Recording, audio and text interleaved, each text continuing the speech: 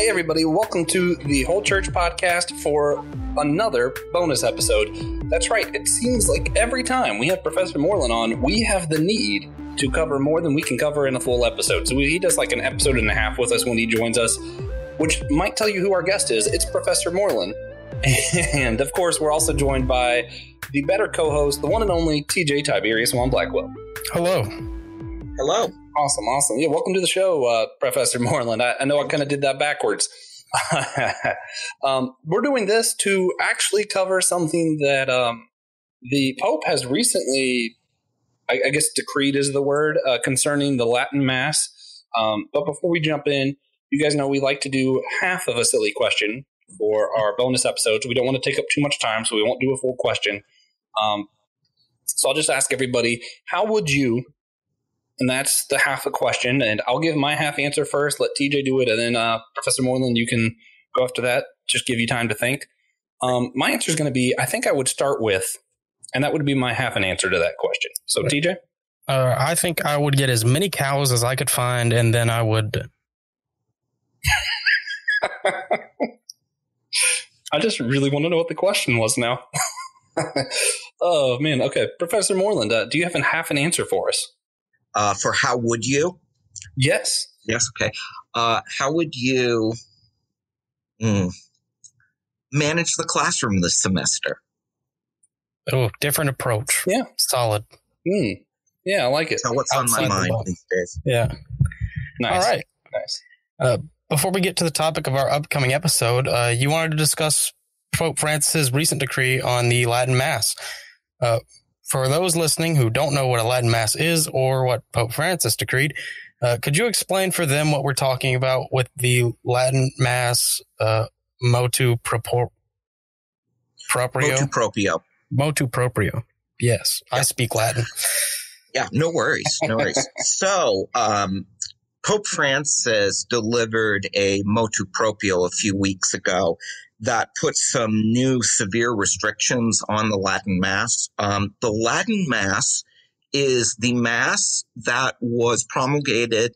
It's also known as the Tridentine Mass. It was promulgated at the Council of Trent. It was a refinement and a codification of the liturgy that was used in the Western Church. So it's a very organic development of the Mass that was celebrated in the West for as long as we can remember. As you may remember from our last conversation, in the East, they were celebrating the liturgy of St. John Chrysostom. In the West, they celebrated, a different rite of the Mass.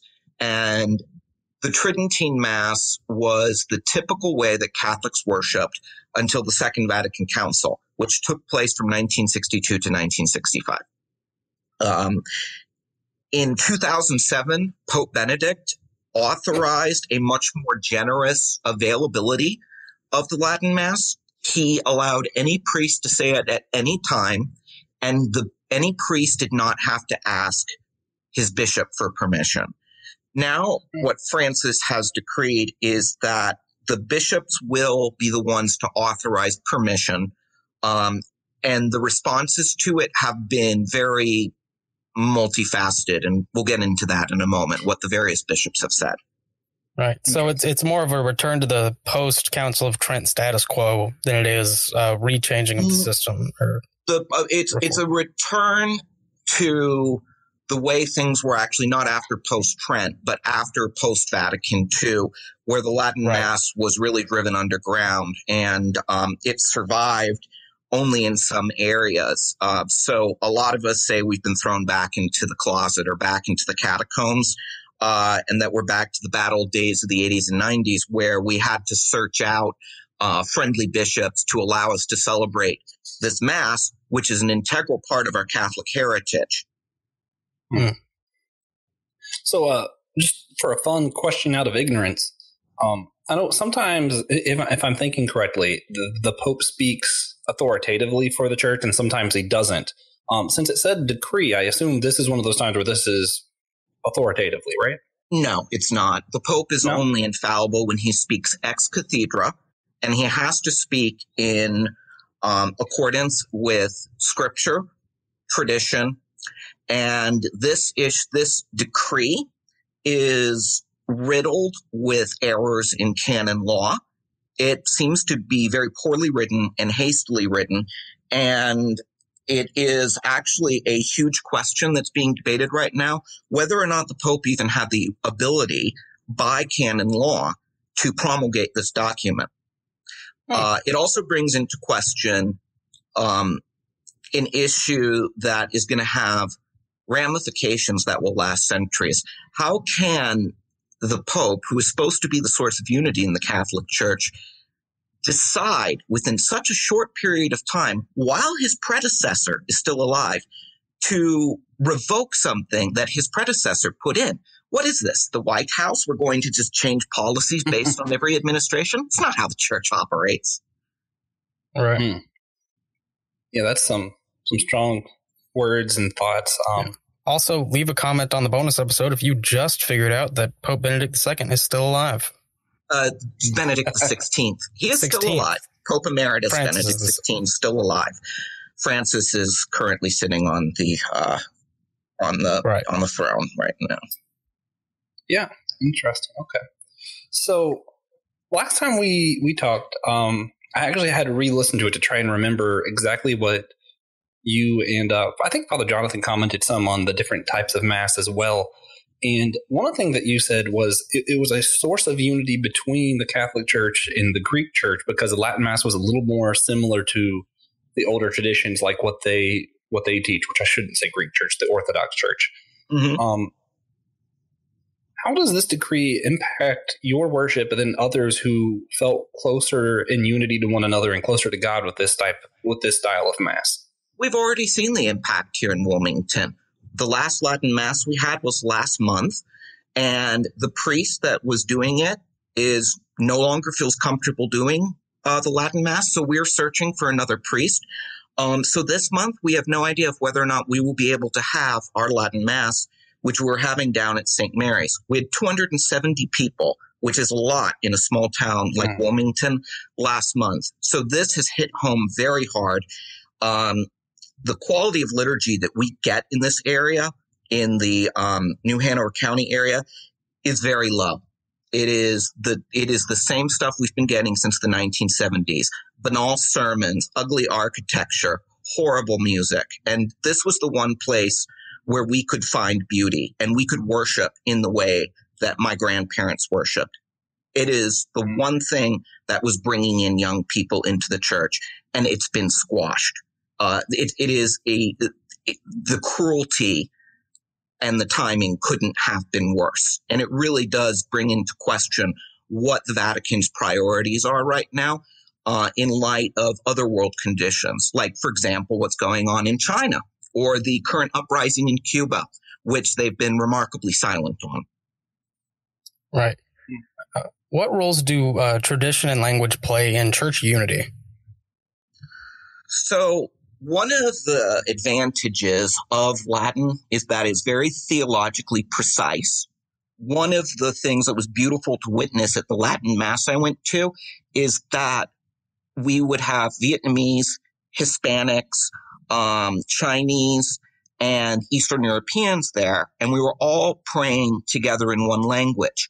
There are advantages to doing the Mass in the vernacular. There's no question about that. I think it's particularly a great thing that came out of the council was that all of the biblical readings needed to be done in English or whatever the language of the people was. I think that Latin is just sort of as the Eastern Church uses Greek, or if you're Russian, you use Old Church Slavonic. When you're using a language that is reserved for divine worship, that does create a certain mentality, and it's very special. It's very special. One of the things that has not been so great about the past couple of decades in the church is that without Latin unifying us, a lot of parishes have split off into sort of their own ethnic enclaves, so that we are linguistically separated from our Hispanic brothers and sisters who make up a huge majority of the church. And that's been a loss. Yeah. Yeah, that's kind of rough.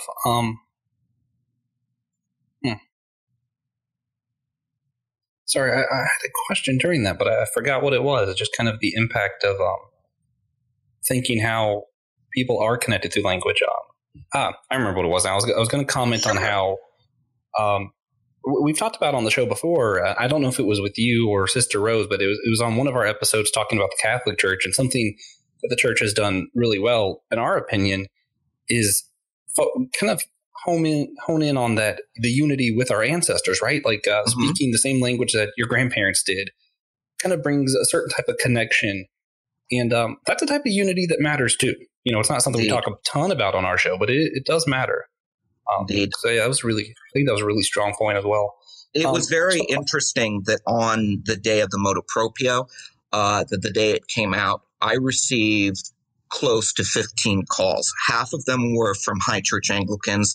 The other half were from my Orthodox friends who were very upset about the issue, because when they went to the Latin Mass, even though they were Orthodox, they really appreciated sort of being able to see, oh, so this is how the Western half of the Roman Empire worshiped in antiquity.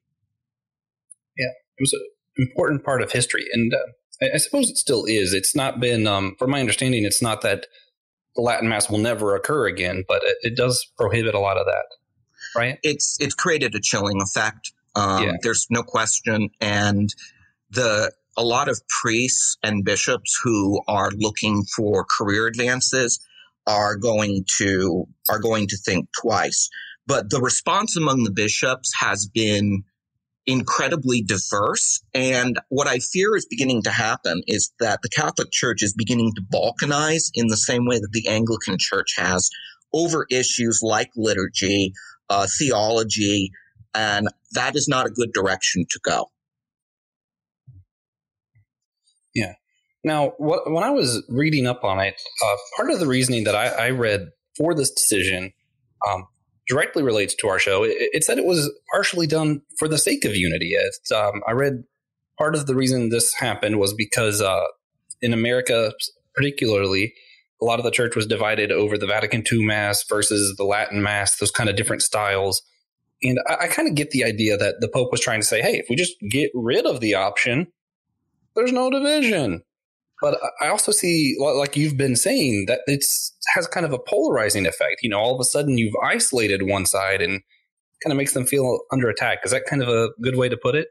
Yes. So it has made people very, very angry. It has increased polarization in a time where we need to be lowering the temperature, both in the world and in the church. And the temperatures have been lowered politically in the United States to some extent, but they are still very elevated in the church, and this has just stoked the fires. The Catholic Church also has more than one liturgy. There is the liturgy of the Melkite Church in the Arab world. There's a liturgy done by the Syro-Malabar in southern India. So there have always been multiple rites. And some of the religious orders, like, for example, the Dominican order, they have their own rite. Those rites are all very similar to the Tridentine Mass or the Divine Liturgy of St. John Chrysostom. They're very, very similar with some very slight differences. But what was really quite productive about Benedict XVI's liberalization of the Latin Mass is that it sort of eroded the divide between the Latin Mass crowd and the post-Vatican II crowd. There's a lot of intermingling. So at the parish I went to in Berkeley, they had the Tridentine Mass, but they also had the post-Vatican II Mass. And it just depended on what time you woke up. And, you know, there was a lot of like social events together. Whereas beforehand, like there was sort of an enclave because the people who were traditionalists felt very persecuted. And now they feel like they're being shoved back into the basement. Right. So does this impact churchgoers who aren't Catholic in any way at all? No, not really. I think that it will certainly, I know that the students I teach in women in religion will now no longer be able to, may not be able to see what a Tridentine Mass looks like. Even people who are not Christian found it to be very interesting from a cultural perspective.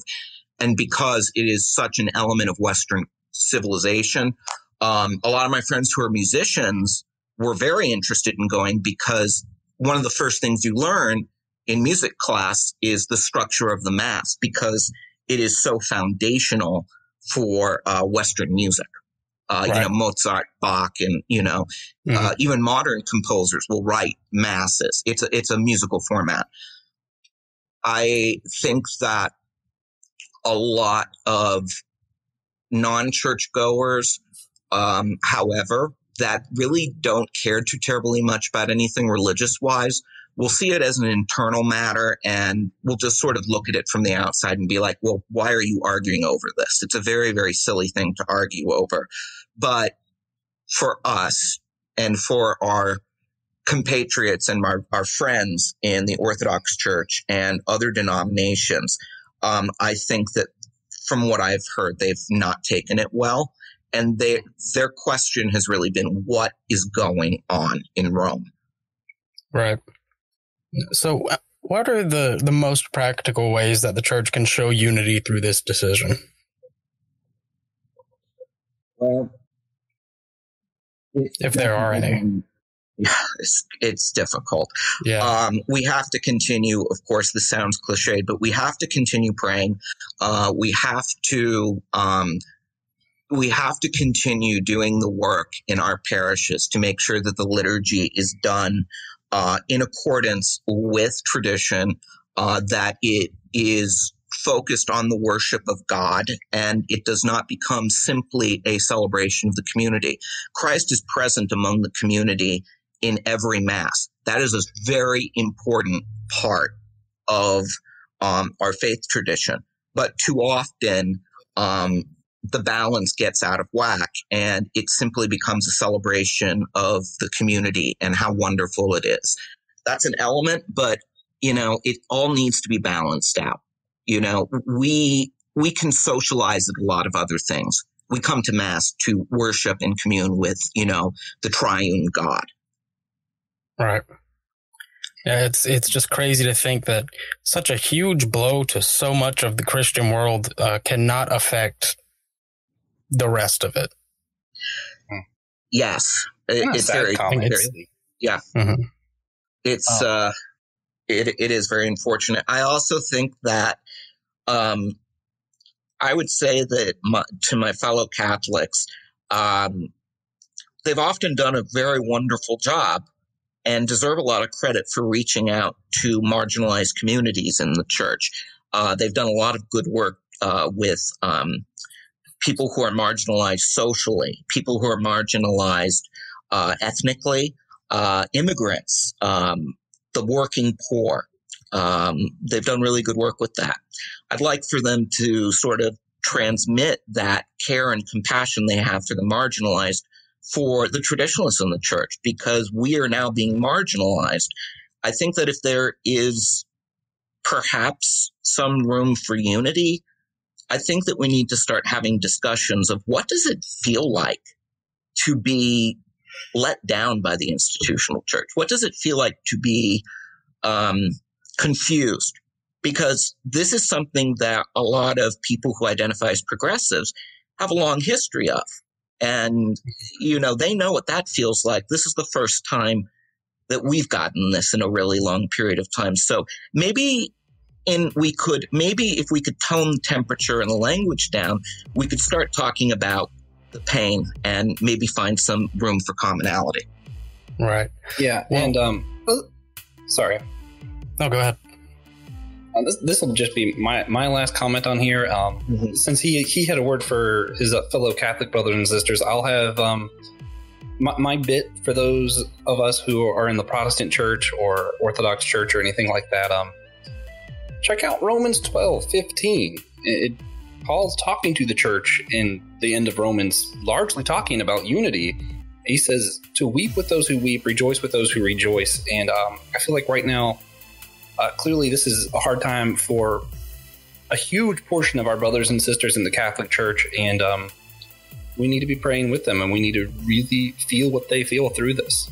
Right. This is not the time for Schadenfreude. It's not the time for scoring political points or for winning one over. It really is a time to sort of delve into that pain and to not gloat. Right. Well, thank you for your extra time today to record this bonus episode. If you enjoyed the bonus episode, please share it with a friend and come back tomorrow to check out our full episode with Professor Moreland and Sister Rose, where we will be discussing women in religion, specifically focusing on how the Catholic Church handles female leadership. So, thanks for listening. See you soon. Thank you.